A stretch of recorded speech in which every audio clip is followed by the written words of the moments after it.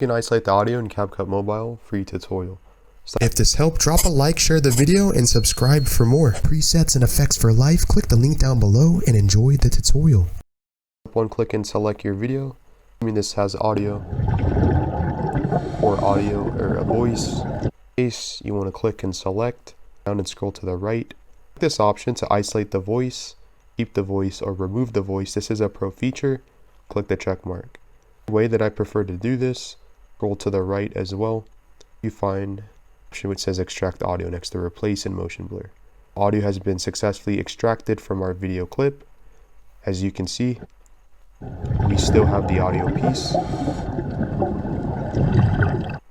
and you can choose to delete this. You can add an audio effect if you would like that you prefer, and that's basically how to isolate audio from the video completely for free. Subscribe.